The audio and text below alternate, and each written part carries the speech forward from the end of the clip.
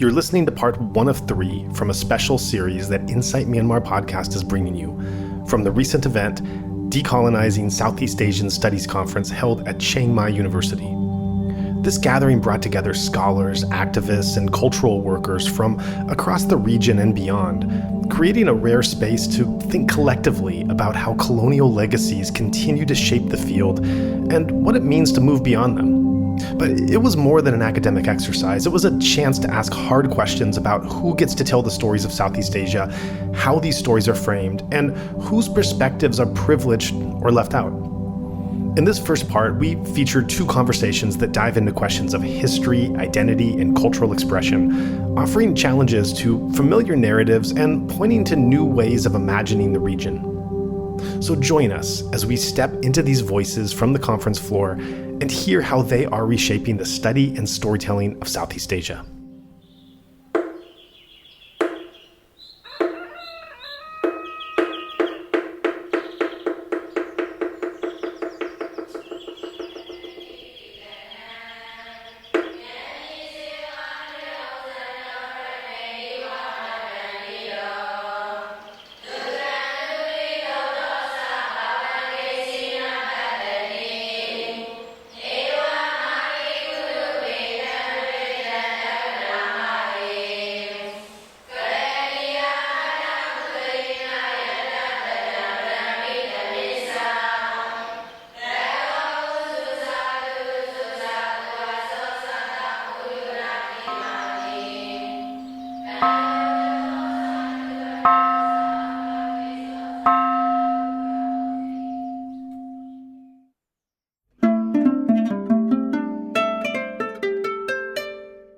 Okay, so my name is Jochem van den Boogert. I'm a lecturer at Leiden University, and I'm doing research into, well, let's say the conceptualization of religion, tradition, and mostly culture, specifically in Southeast Asia. I've worked mostly on Java, the principal island of Indonesia, and I've worked mostly on the way religion has been conceptualized, let's say from a historical point of view. And my interest is mainly theoretical, in the sense that it is my conviction that the way we conceptualize, well, let's say certain aspects of Javanese religiosity is problematic. And that we should try to come up with alternative ways of making sense of that. So when I started out with my research, I became interested in a certain phenomenon that is in the literature described as a syncretic religion. It's called Javanese Islam, and this syncretic religion. Well, it's a phenomenon that's described as syncretic religion, and I make a distinction between the description and the phenomenon itself. So I'm interested in understanding what the phenomenon is about, but the only thing I have are the descriptions that are out there. And so the description goes as follows. So it is a religion that consists of practices and beliefs from Islam, Hinduism, Buddhism, animism, and ancestor worship. And certain elements or certain practices, certain beliefs are held to be in contradiction with each other. And a very easy example of such a contradiction would be that if you're a Muslim, on the one hand, that means that you adhere to the principle of Tawhid, which is the unity of God. It means that you can only worship Allah. Now, in this syncretic Javanese Islam, what people do is, besides worshipping Allah, they also worship the local guardian spirit, or they make offerings to the goddess of fertility to secure a good rice harvest. And that's the contradiction, and this is what is being dubbed syncretism.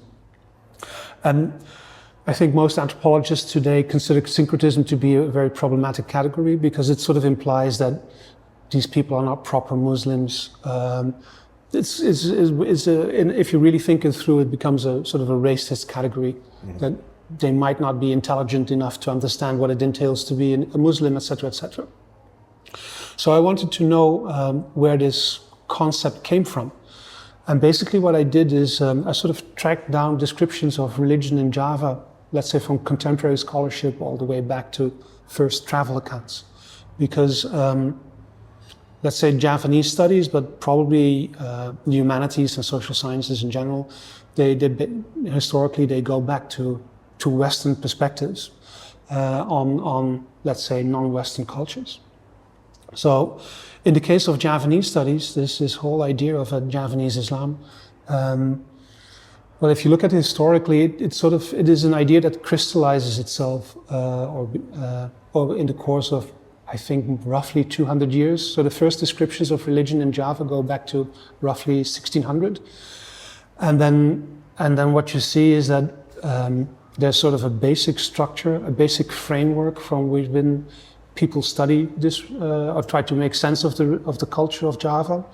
And then over time, this idea of this sort of weird religion of the Javanese crystallizes into the idea of a syncretic Javanese religion. And then you can actually pinpoint the moment when this idea is just there. And then, let's say, a whole debate on that idea ensues, which is initially a colonial idea, but then oddly enough gets reproduced in a post-colonial context. And I maintain that we're sort of still stuck in that framework today. So decolonization of that particular aspect of Javanese studies would entail coming up with alternative explanations of it. So I've been working on that for a while, but then I've always been interested in Buddhism for a very long time. And I got in touch with Vipassana meditation. And then, of course, you get interested in Burma. And then I started reading up on Theravada Buddhism, particularly in Burma. And then it turns out there's something called Burmese Buddhism. And then it turns out it is a mixture of Theravada Buddhism, but also local animist practices or spirit worship, etc., especially nat worship.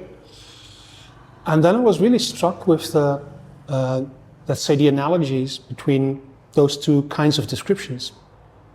And especially the fact that, well, it's often seen as a sort of a syncretism. But then there's also the other standpoint. There's actually two standpoints.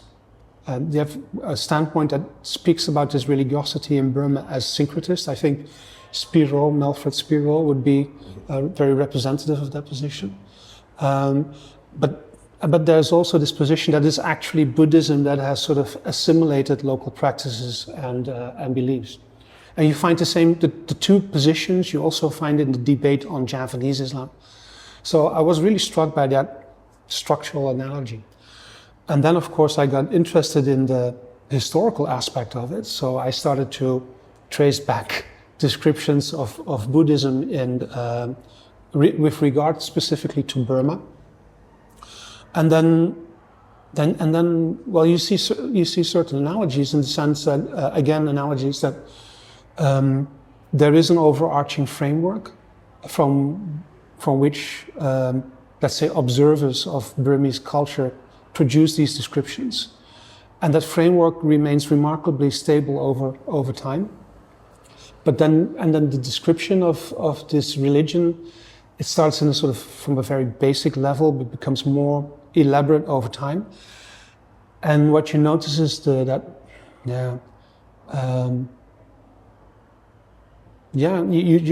similar to Javanese Islam, you see this idea of a Burmese Buddhism, you sort of see it develop over time. One of the things that I was really struck by is that in colonial Java, there was this idea that Islam was nothing more than a coat of varnish over local animist practices, etc., etc. Right. And it's a real trope. Uh-huh. And you find it. And then the funny thing is that Richard Carnac Temple is very famous. He wrote a book on the 37 nets. He says the exact same thing with regard to Buddhism. Mm. Buddhism is just a coat of varnish over animist philosophy, something like that. And so this is sort of the stage I'm at this point, is that how is it possible that these Dutch colonial, well, both civil servants but also scholars, came up with descriptions that are so alike to those of British scholars, and in all probability there wasn't any real contact between them. I haven't found it yet. So that brings me back to this the idea of the framework from within these descriptions have been generated. So in the case of Javanese Islam, it's demonstrably Christian theological. From the very beginning of the travel accounts, worldview of early travelers in the 16, 17, 18, all the way up to I think until the beginning of the 20th century, is very Christian theological. I mean, even Stamford Raffles, Thomas Stamford Raffles, he still refers to Genesis in order to explain where the Javanese come from, right? So for him, his view on the world is very much determined by Christianity. Francis Buchanan, who wrote on Buddhism in Burma around 1800, his idea of where the world came from and the history of the world is biblical. And later authors as well. Still, I think The Descent of Man by Darwin was only published like 1870, 1871, something like that, and only became sort of generally accepted sometime in the beginning of the 20th century. So for most of these authors, the Bible is a huge reference point. And one of the things that the Bible tells us is that God gave religion to everybody. And so what happens in these is that in these early travel accounts, that these people are expecting to find religion, and they're keen on figuring out what religion of the locals is. I guess it has something to do with what they can expect in terms of negotiating or trade agreements. I have no idea, but I think there's a pragmatic element to it. But basically, they're expecting to find a religion, but they only have like they make a distinction between four kinds of religion. There's like Christianity, obviously, Islam, which is the big, and then Judaism, and then all the rest is heathenism. So but the thing is that, so all the stuff they cannot explain, which looks like religion to them, automatically becomes heathenism, or very often a devil worship or idolatry. And then gradually over time, those terms get changed into Buddhism. First Hinduism was the big one, then came Hinduism, then came Buddhism, and then later on you have things like animism and ancestor worship. But the basic framework is the same. It must be religion. We don't know what it's called yet. So for now, we just call it heathenism, and then later on it becomes something different. Yeah? And it's very striking.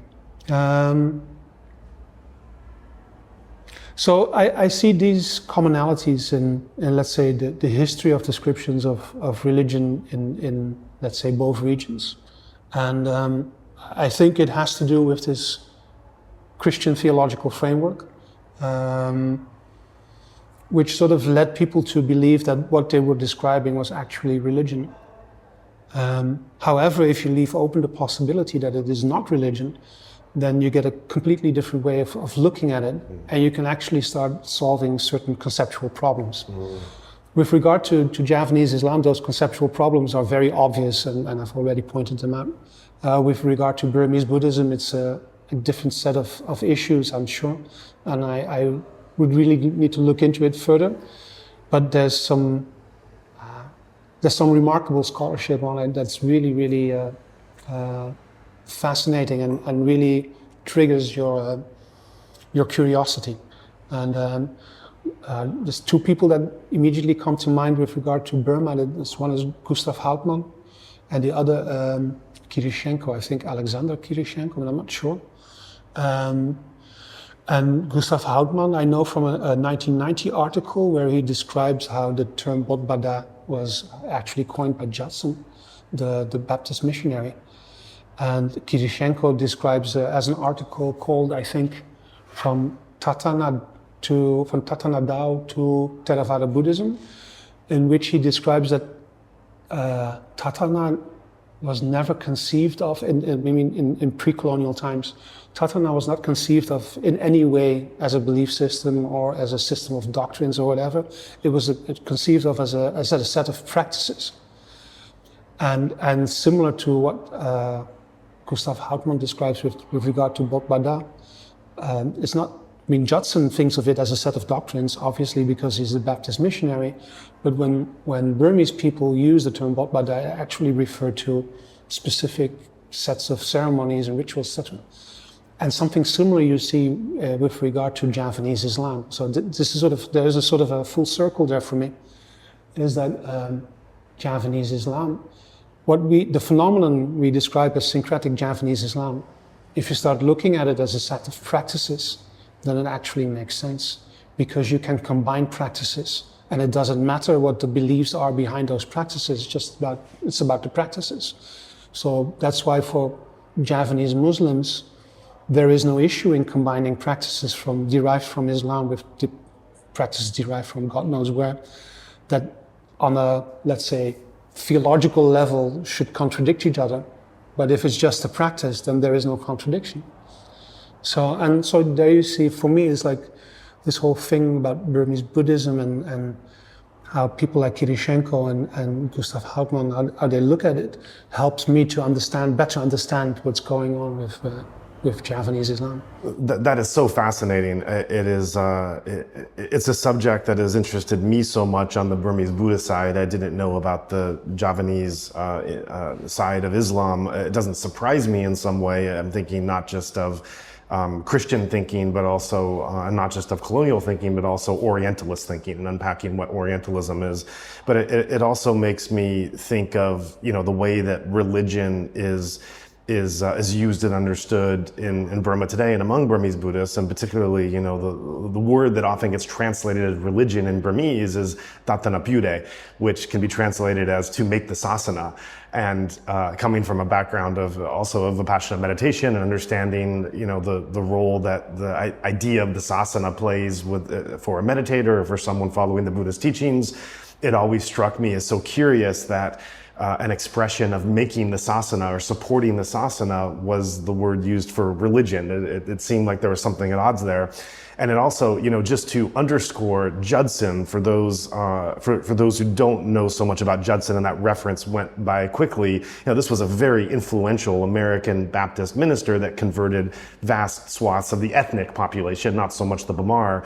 And so in doing so, different from the colonials, where they weren't so much against the quote unquote religion or local beliefs. They weren't so much against them, but more trying to understand them, to manipulate them, to be able to exploit or do business or, as you say, negotiate, depending on what they were there. Judson was very much focused on seeing how his doctrines and his beliefs and his faith could win a contest against the local faiths there. And so unlike the more negligence or ignorance or naivete of the colonials, Judson actually wanted to understand it in order to take it down and in order to contest it. And so, as I remember it, he developed the term Bodhisattva and the idea of religion as a way to diminish it and to show the superiority of Christianity.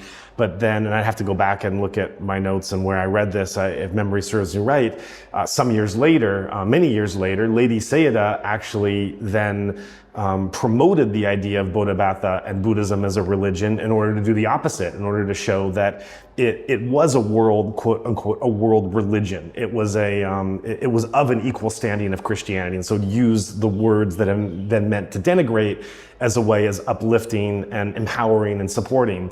And so here we have these somewhat invented or fabricated terms, but invented and fabricated terms then take on a meaning of their own. They take on a life of their own, an ownership, a connotation. They're something may start out a certain way, but it takes on a journey into something else. And now we talk about the Buddhist religion, and we talk about the Burmese Buddhist religion, and Burmese Buddhist faith and doctrines, and all the other variants of Theravada Buddhism and such. But I agree, when you go back to that way of thinking creates inherent problems, that if you just unpack that way of thinking and start from a different framework, those inherent problems aren't there. And it's and what you're saying also in a different way, but it reminds me of this, where there is a certain way that the foreigners who learn Vipassana meditation come to understand or think they understand what is actually meditation, what is meditation and what is not.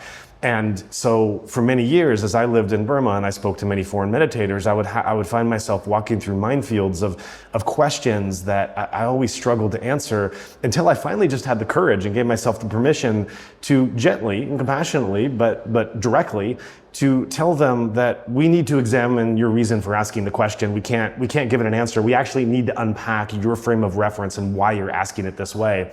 The question foremost that made me have to unpack that and negotiate that with them, their meaning was, so how many hours per day do monks usually meditate? That was the question. Or how many hours a day do Burmese lay people usually meditate? And the way I would unpack it is I would say, that is a very legitimate question. And I understand from your point of view, you've taken up this practice. If you're in the Goenka tradition, you have to practice 2 hours a day to maintain your quote unquote status. You meditate, 10 and a half hours a day at a center when you're on an intensive course. And then you see a Burmese Buddhist monk who has given his life to this practice. And so the obvious question you would want to know is, how many hours a day is he devoted to that meditation practice? And this will tell you about, or you think it'll tell you about, the conception of his dedication and faith and work effort and everything else. And I say, but that, it doesn't really work that way, because you're looking at practice, especially in the Goenka tradition, as this formal sitting down and cross-legged posture. Even if you were to take Mahasi or something else, well, then it's a formal, slow walking, mindfulness practice of lifting the leg, dropping the leg, and observing that. If that is what you determine as meditation practice, and that is your framework for looking at Burma, then the number of hours you're going to count per day that monks are engaged in what you have classified as meditation practice, based on the exportation of this practice into a foreign environment by select individuals, you are going to count those numbers very low. And your opinion, therefore, is going to be shaped by that, which is much of how, I don't know about scholastic or academic, but at least in terms of the practitioner community, much of how they look at the monastic communities in Southeast Asia and in Burma is that, they don't really practice the real way. They've preserved, very nice of them, they've preserved this technique for us. We're the chosen ones who've received it. We are now charged with preserving it, because they don't say this publicly, but behind closed doors, when you talk to people, they usually confide. They're not so careful with it like we are. And I think the reason for that is that, and not to also kind of romanticize and uplift, the nobility of every monk and the perfect practice. There are many things we could say about that. But just to take this particular point, the counterpoint I would also often give is like, so tell me, a monk who is going on alms round and is practicing metta for the 45 minutes he's on alms round, every time he receives the rice, acknowledging the, wishing for the good will and merits of those giving it to him, recognizing this as sustenance, wishing metta for all those who he comes in his path, and then coming back, and then the mindfulness of washing the bowl or the feet, or then of eating, and whatever.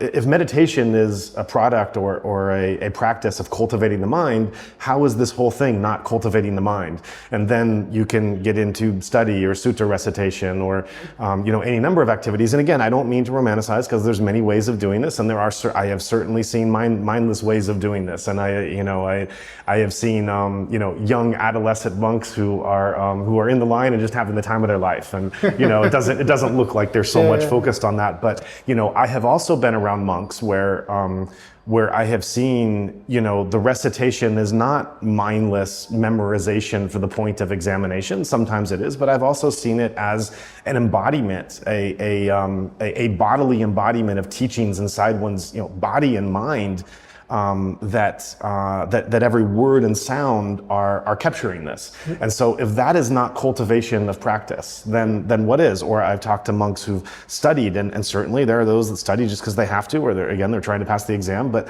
I've also talked to monks who when I ask them the reasons for studying, one in particular I'll never forget. He said, I was with a friend, and the friend said, I was kind of baffled by it. He's a meditator friend from Europe, and said something like, you have this whole library of books in front of you. Why spend, it was an honest question, I'm glad he asked it. Why spend the time sitting in the silent, why spend the time studying these, memorizing these books that are right in front of you and that will continue to be right in front of you when, gently, you could be spending the time meditating and going inside. And his answer was that, I don't even want to take the time, the moment that it would take to reach my hand out, lift the book up, find the page, and remember what the Buddha said. I don't want to even take that time. I want it right here, and I'm pointing to my mind. I want it right. I want to be able to have the library in my mind and recollect it that way. And the memorization was such, was so intensive of how much he was storing, that the follow-up question was, well, another great question of what else are you putting in your mind? Do you listen to news or radio or watch programs on TV or read? And, the monk was, no, I don't want anything else in my mind. I only want that.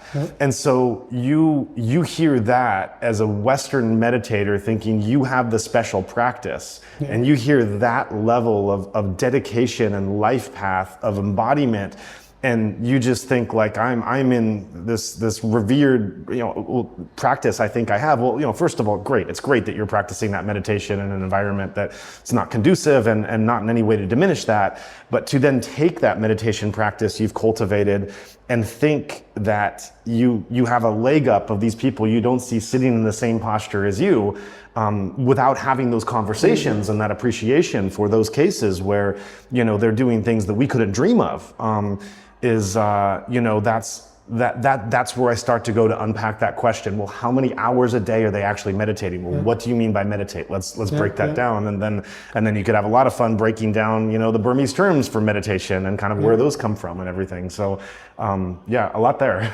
A lot there. When you were talking about this,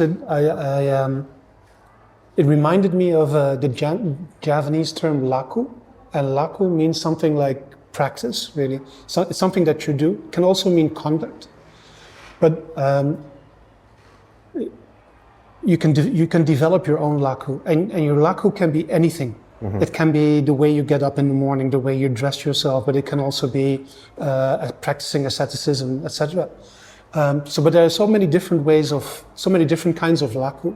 But in the end, if you do it well, and then if you practice your laku as a laku, then you will reach a certain stage, which I like to read as some kind of enlightenment, but that's probably my bias, the thing I'd like to read. But it's some stage of finding peace and wisdom, and also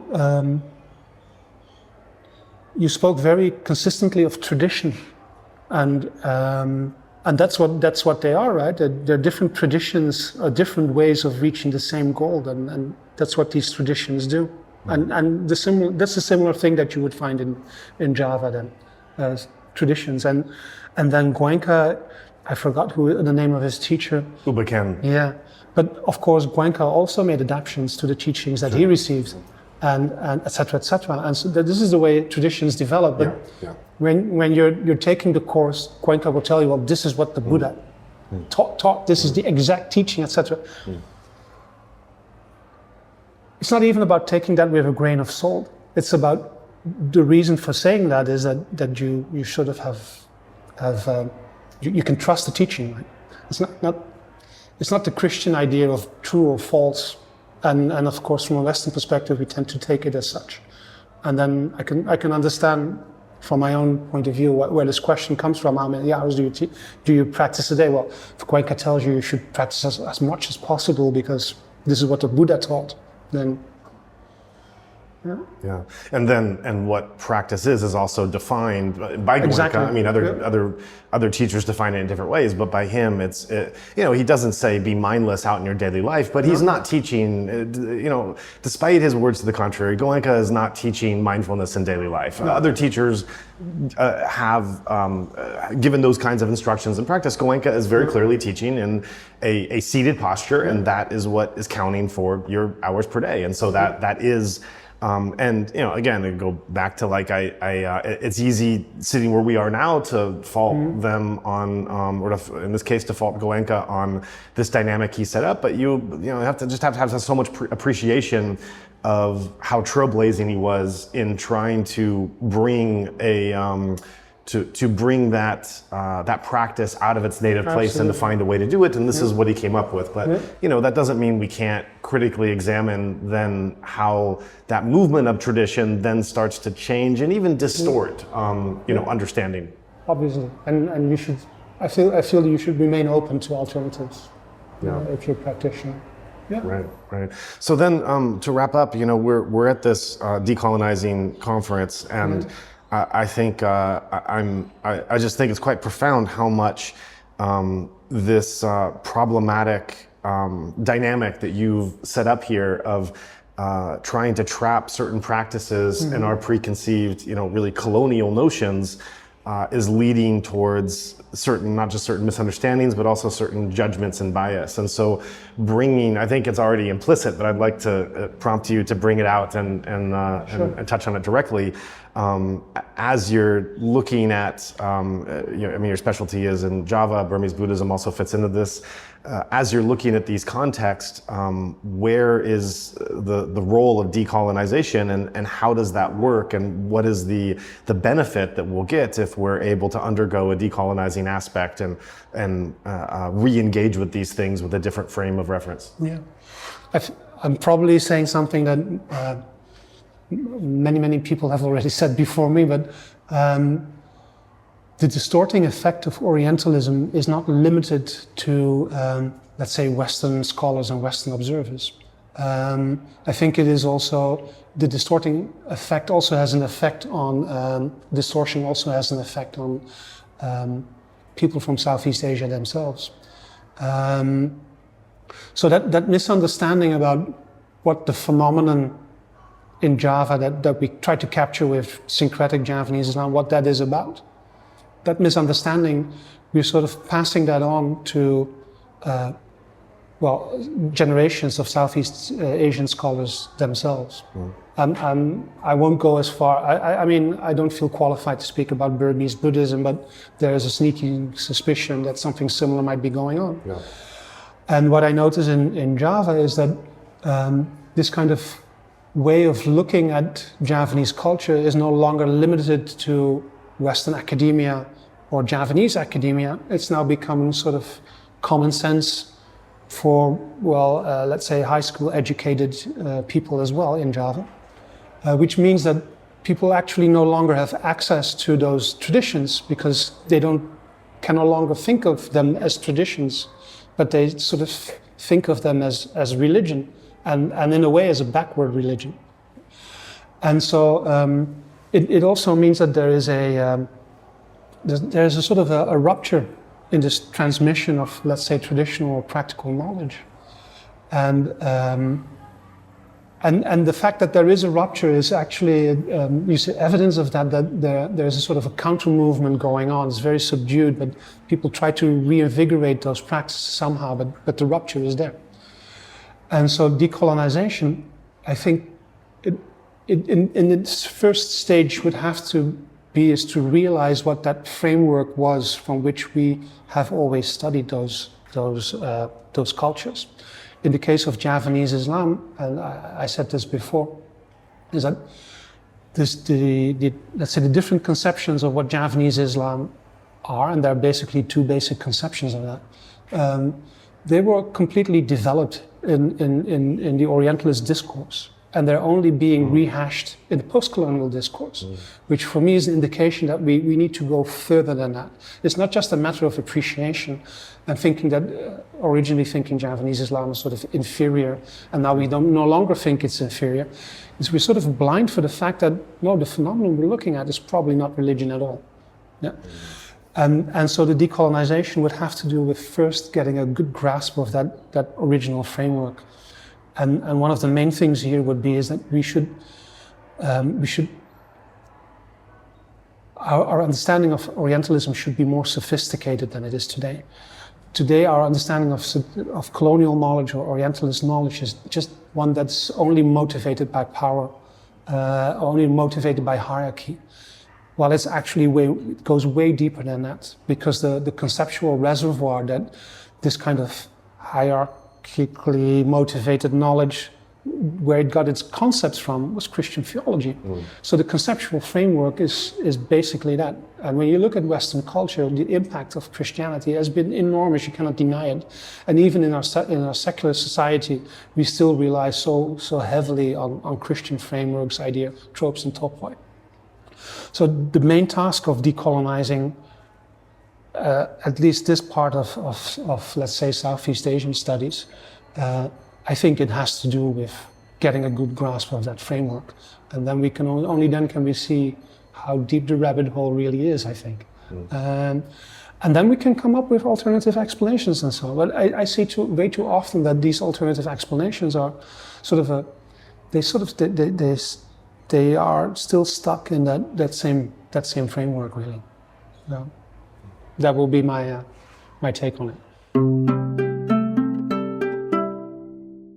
Hi, my name is Jules. I am from Singapore, and I have spent the past, I would say, 20 or so years chasing down different research questions, particularly about Southeast Asian identity, how I didn't really identify as Southeast Asian growing up, but increasingly have.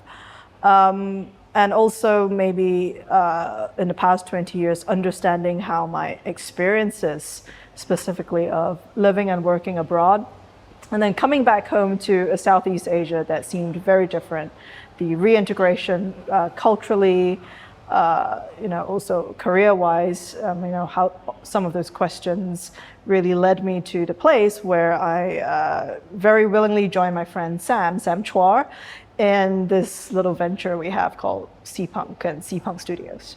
Yeah, so that's a great lead-in to seapunk and what that is. So break that down for us. Tell us what seapunk is, what you're trying to do, and then how that relates to this initial dynamic you just set up of not feeling Southeast Asian or not feeling you belong there, that was your identity, going away, coming back, and then starting to realize your place in that. So how does that dynamic then lead into what seapunk is? So Sam is the founding curator of Seapunk Studios. We both have our separate journeys, so I won't speak for his, and he may appear on your podcast at some point. So from my point of view, I grew up in Singapore as a third generation Chinese Singaporean. Of course, Singapore is my nationality. Well, Singaporean is my nationality. I hold a Singapore passport. But I always conceived of myself as Chinese because that's how my parents framed the world for me. My background was also quite Chinese. I'm effectively bilingual, and I went to a SAP school in Singapore, which is a special assistance plan, is a cluster of schools in the Singapore public education system which teaches one's mother tongue, in this case Mandarin, at the same level that they teach English. So I grew up in a world very mediated by my Chineseness, while also understanding, a little bit the broader geopolitical and sociocultural context of Southeast Asia, right? Malaysia, Indonesia, our closest neighbors. I honestly hadn't thought or given too much thought to things like identity. I spent the first 28 years of my life in Singapore and the region. It was only when I moved to the UK at 28 for about 4 years in total, was when I realized what it meant to be a minority, to be the other. And not having faced, I would say, anything terribly life-threatening in terms of harm, but still also understanding that simply by existing and being a minority in a place, you stand out. And you can either make a big deal out of the difference, or you can integrate into that, try to integrate and try to be as small as possible. And all of that is good and well, but then with closer interactions with people, you realize that there are still very deeply seated, probably subconscious notions, conceptions of non-Western peoples and cultures that they have, say in the UK or the US. And it really struck me that, first of all, the level of lack of knowledge beyond certain academic or expertise-driven circles about just the world in general, much less, contemporary politics. The contempt, and I'll just be frank, the maybe even unwitting contempt that people might have towards cultures that seem so alien. That really struck me, that really drove home that I would probably never call the UK home, and that's fine. I was just there for exposure and economic reasons, and then choosing to come back to Southeast Asia and discovering how much my own mind was colonized, and then starting a process of decolonization and understanding that, and for myself, right, shining a mirror back on myself, realizing how much I still did not know about, my own home region. The fact that I don't speak Bahasa Melayu or Bahasa Indonesian, which is, some of the largest and most populous countries within ASEAN. So all of that led me to chew down these questions of, do I feel Chinese? Do I feel Singaporean? Do I feel Southeast Asian? Am I a global citizen? I suppose, yes, I am. We all are, in a way. All these swirling questions, led me to a search for what does an ascendant Southeast Asia mean for the world? What does it mean to be a Southeast Asian in a world that is multipolar, right? It was increasingly multipolar when I came back from the UK, and now it is almost unquestioned that we are living in very different times. The Southeast Asia and the world that future generations will, the next couple of generations will inherit is going to be so different from the one that was dictated by a more unipolar US-led order. So all of that led me to this search, and I ran into Sam, who is a longtime friend, for close to a decade, well, more than a decade actually. Last year, actually, at a workshop called Datus and Nusas, which was funded by the Summer of Protocols, looking at what are the ways in which Southeast Asian culture, indigenous knowledge systems could help influence the field of protocol studies. And I won't go too much into that. The outcome of it was that Sam wrote a word seapunk on a Post-it note. And according to my lore, at least, that's when the idea was sort of like brought into the wider world, although Sam has been chewing on these ideas for as long as I have, if not longer. And all of that culminated in us organizing a seapunk play shop and symposium in Chiang Mai last October. We were riding on the wave of energy around the pop-up villages that was in Chiang Mai that month. There was Edge City Lana, there was the Global Chinese Community, Shanghai Wu, and Protocols Week at Edge City as well. So we decided, okay, well, let's have a little punk thing going on. We spent about 2 weeks doing research and imagination. We visited the Traditional House Museum here in Chiang Mai. We visited the Contemporary Art Museum, I think it's Mayam. Yes, so it is Mayam. We went through a whole series of field expeditions, if you will, to understand the culture of the place a bit better, but also spent as much time discussing, talking, theorizing, thinking, dreaming, imagining new worlds. And from that, we came up with a bunch of outputs that we decided, well, why not? Let's submit it as an abstract for a paper to this Decolonizing Southeast Asian Studies at Chiang Mai University, which is held this week. And we had about about say 8 months or so to sort of formalize some of our outputs from that play shop and present it to the world. So here we are. That's really fascinating. It's a fascinating inner journey that led you there, with then a synergy of others that were perhaps feeling somewhat of the same thing, and then as it was, as you say, going from a unipolar to a multipolar world that we're in. And so this has seapunk has been picking up steam, and as with any movement or thought movement that is that starts with something but doesn't quite know what it is, but then starts to gather more minds, more conversation, more dialogue, then it does start to capture a certain kind of not just momentum, but also we could say maturity.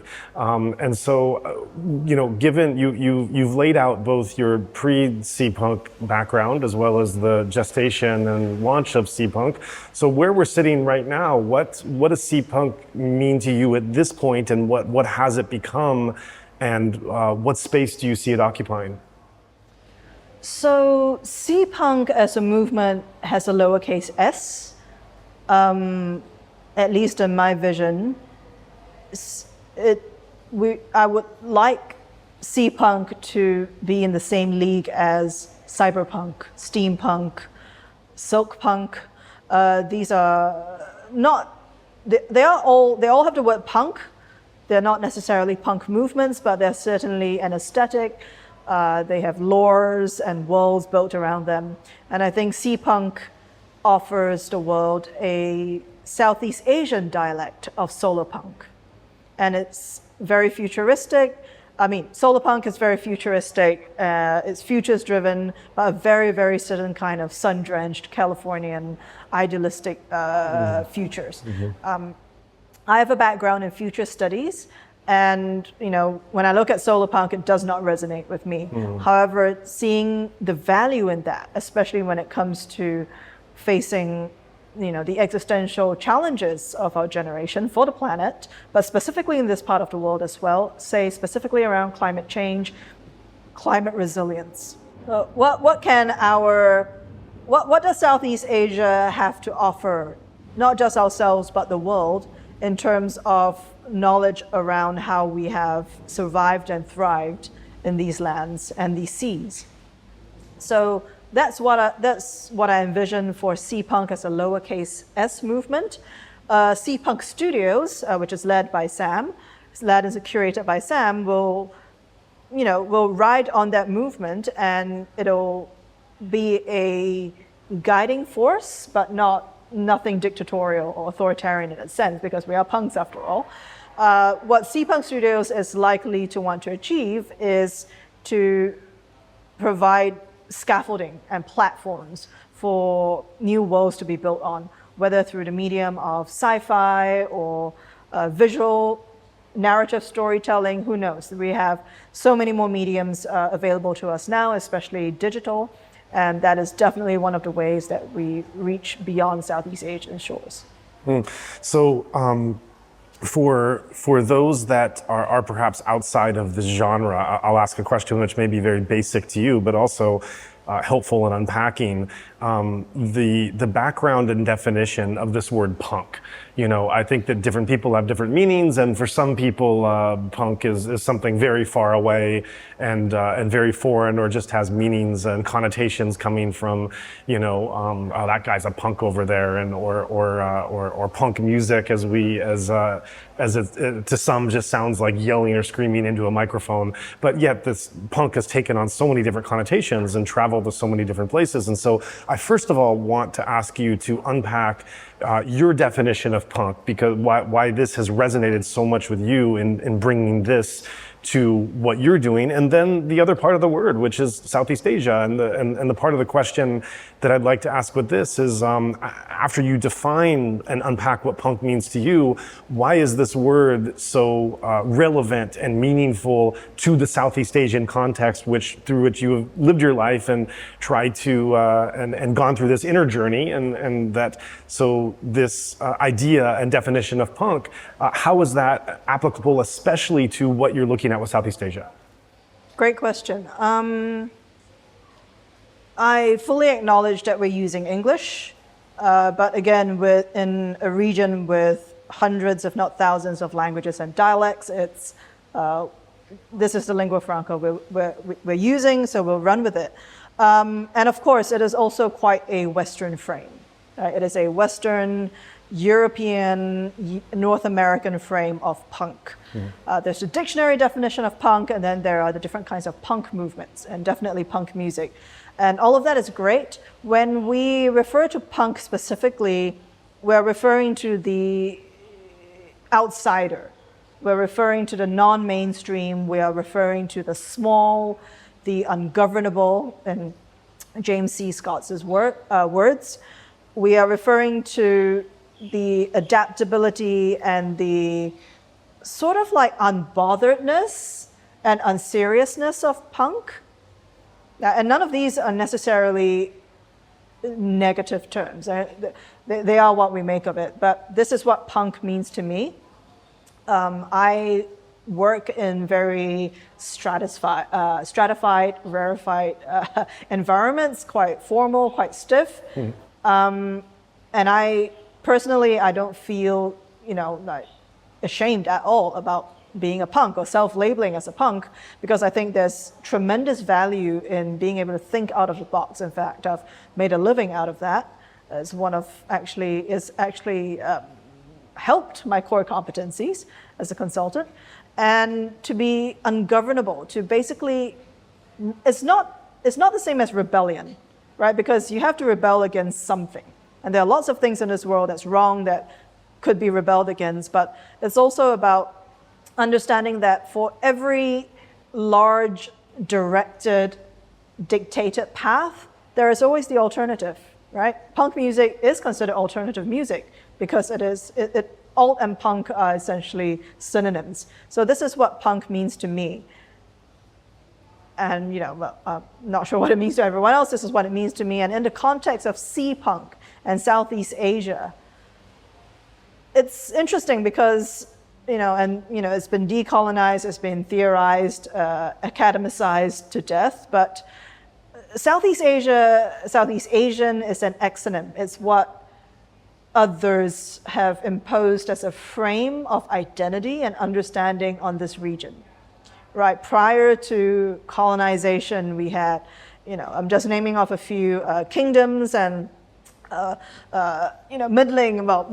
mid-sized empires that were in this region. Right, we had Champa, we had Khmer, we had Majapahit, we had Sriwijaya. The Mongols tried, but it didn't really succeed. Nothing from this region has ever been large and imperialistic in the sense that we know, say, the Ottoman Empire, the Mongol Empire, the Roman Empire, Persian Empire, etc., whatever great world empires we can name. And that is because of our geography, right? The seas make it difficult to effectively control people and borders in the way that you can do with an inland geography. And it's actually no mistake that a lot of the empires I just named from this region were based in what we call Indochina, right? Sriwijaya and Majapahit are a bit of outliers in terms of them controlling a maritime empire. But even then, it was way more fragmented than what we might imagine a very centralized empire to be like. So the very nature of Southeast Asia, especially maritime, and the sea, SEA, that connects us is, I would say, actually endemic to punk, right? It's intrinsic to punk, sorry, not endemic, intrinsic to punk. It is small in comparison. It can be ungovernable. In fact, most of the kings and sultans knew that if they wanted to effectively retain control, they should look to the different chiefs and different local centers of power, rather than trying to maintain everything from a single seat of power. So this is actually why I think that punk and the sea here in Southeast Asia makes a lot of sense. It's really, one is the other, really, when we come to think about it.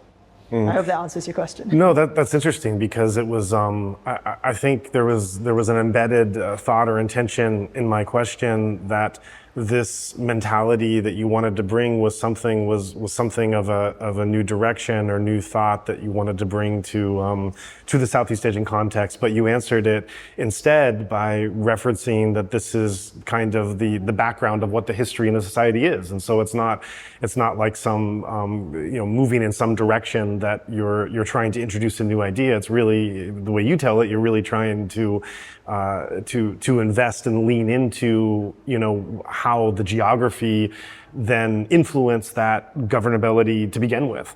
And so, that's also an interesting way to connect past history with present futures and futurist thinking.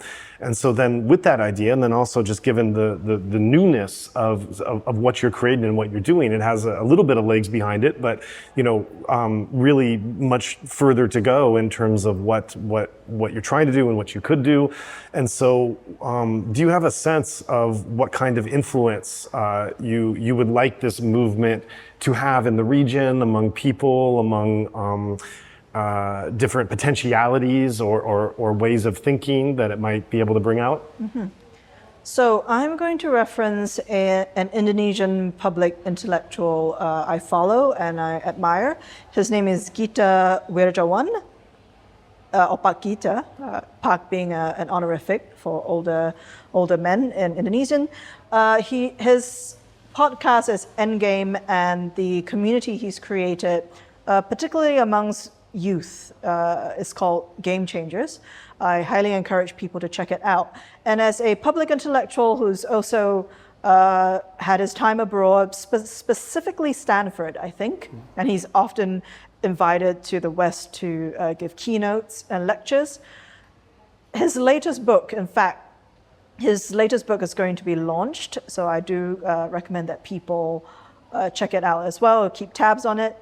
He's basically asking, based on all his experience and research, does Southeast Asia have what it takes? And his answer is yes, for a variety of factors that would be too long to go into in this podcast, but short answer is yes, Southeast Asia has what it takes. And I think I'm driven by a similar urge to, based on my experiences as well, even though not as extensive or as illustrious as Pakita's, is to show the world that Asians can think, right? Can Asians think? Was the question of Kishore Mahbubani's book, former diplomat and official from Singapore. Well, we all know the answer to that. We're supposed to say, yes, of course, everyone can think. But historically, for so many reasons, it has not been perceived that way. We historically and even presently are seen as the wrong end of the supply chain. We are seen as cheap labor. We are seen as exporting sex work, or having it where we are, exploitation, extraction, less of creation and production of whether it's goods or ideas, right? And I'm really driven by that because I think the world is starving for fresh ideas, for fresh futures. Nowhere else in the world do we have such diversity of genetics, cuisine, cultures, languages, because geographically it's the crossroads between worlds, right? Especially maritime, but also overland as well. I'm not saying that many countries are that much of a beacon of tolerance, but at least in Singapore has one of the highest rates of intermarriage between cultures and religions. And in many parts of the world, that is either still taboo or outlawed. So Southeast Asia is a true melting pot that has found ways to live with each other. We can retain our distinct identities and live with each other, and there's beauty in the diversity, right? And there's no particular desire, at least I feel that way, I might be romanticizing it, but I don't feel that there's any particular desire to force anyone to say, be Burmese if they are not, right? But at the same time, if you have, say, lived in Singapore or you grew up there, even though your parents may not be from there, there is still a chance for you to become more fully integrated with the society you grew up in and feel an affinity for. And it's not perfect, but it's a lot better than more ethnocentric or homogenous societies around the world. So Southeast Asia can show the world culturally what it means to have diversity, maybe what we call coherent heterogeneity. It can show the world how we've always been adaptive and resilient to challenges. I mean, with all the immigration, the diaspora immigration to Southeast Asia, we had to survive, right? So, okay, if it floods, let's make some kind of floating device out of discarded plastic bottles and just float to safety, right? Let's raise our houses, on stilts so that when the river overflows, it's just temporary and we still have a place to live. There's so much that we can offer the world in terms of our traditional or indigenous knowledge. And also beyond that, it's great to have our customs and our practices and our existing indigenous knowledge. Even more importantly, for the challenges of the future that we all face, how can we create and inspire the world? And I think especially what we call the global majority, which is also called the global south, which I dislike, so I'll stick with global majority.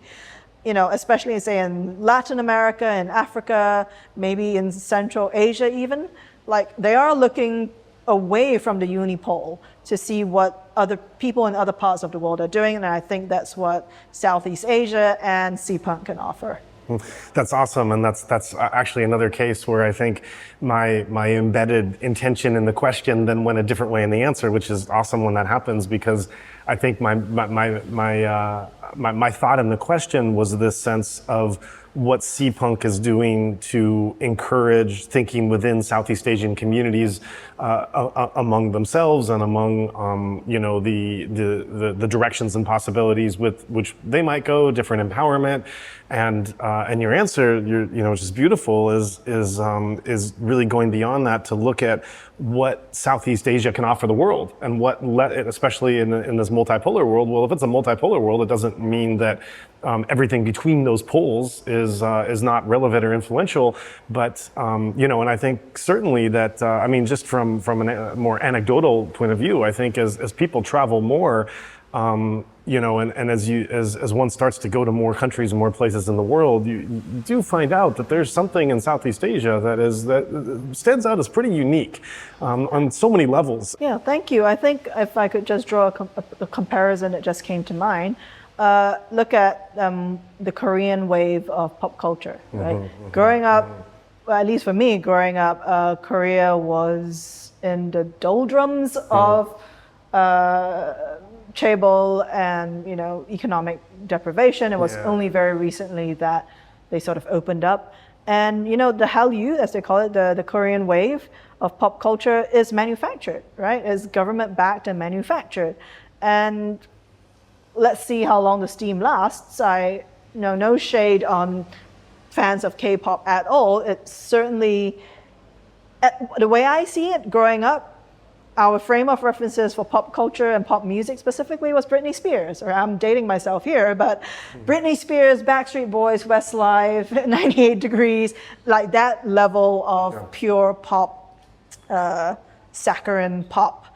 Nowadays it's Blackpink. It's what's BTS? Yeah, exactly. BTS, etc. I'm no K-pop aficionado, as you can tell, but even I know those names, right? It's just impossible to escape. Yeah. I did not have that growing up. What I saw were white Western faces, all well and good, but now we have something that is very distinctly East Asian, being like Korean songs being sung by, kids all over the world of every color in every part of the world. That is pretty mind-blowing to me, because I never thought that East Asia, of all places, could be seen as cool or desirable. And if I take it to Southeast Asia, now I have roots in East Asia. My family is from the southern part of China, and my great-grandparents left for various reasons. Now, Southeast Asia, why our power of remixing, right? Cheap is also a superpower, because you can do 10x, 100x with the resources that you have. Why shouldn't Burmese punk music that is being played at bars and cafes, why shouldn't that be not a cultural export, but something for people to discover, right? It's pretty cool. I've listened to Javanese punk music, when I was privileged enough to visit Yangon in 2019.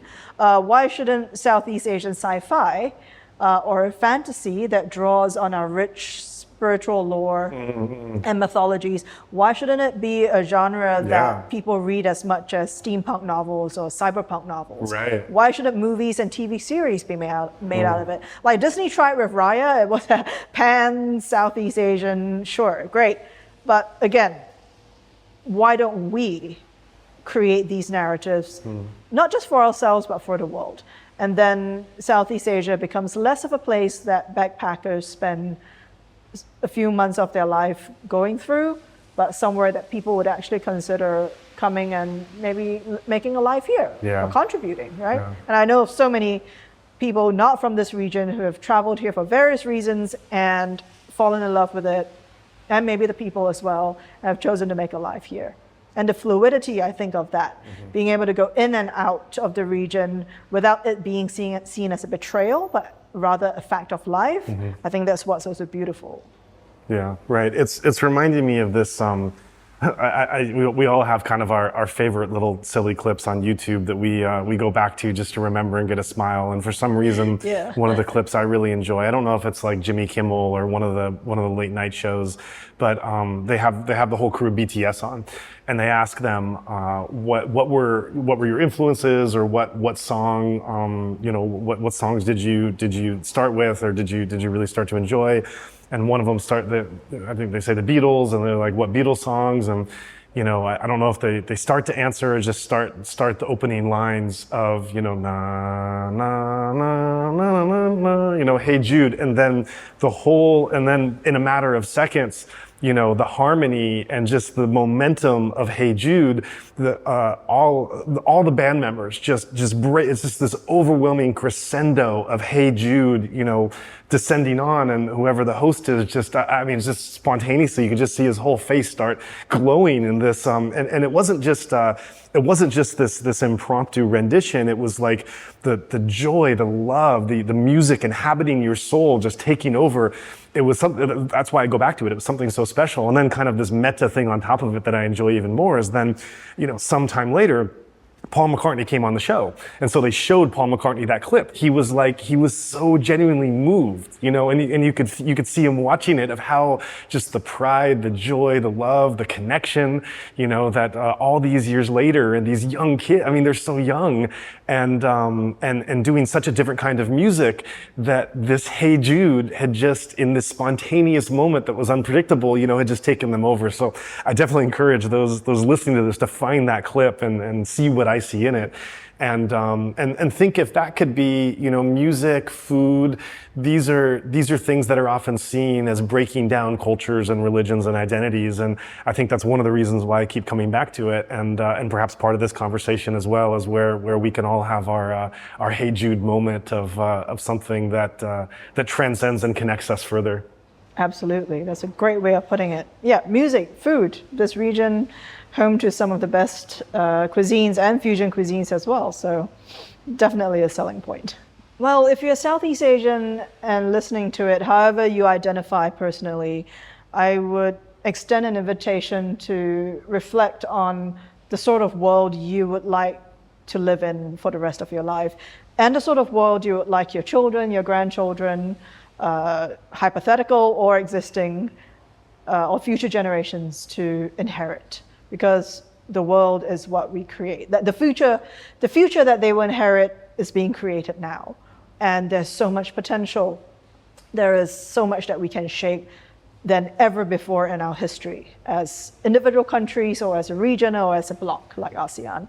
For the non-Southeast Asians, whether they're based here or not in Southeast Asia, well, you're probably listening because you have an interest in Southeast Asia broadly, and you probably already are hooked in various ways. All I can say is, not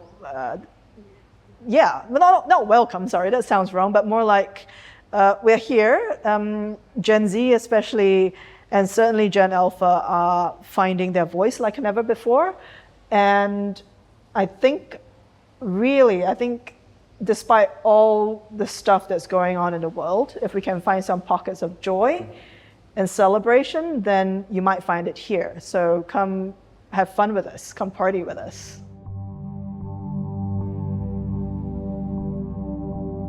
Thank you for listening to this episode of Insight Myanmar Podcast. Producing these conversations takes dedication and resources, and through this process, we're committed to keeping all these episodes freely available for everyone well into the future. But to really make this work sustainable, we do need your help.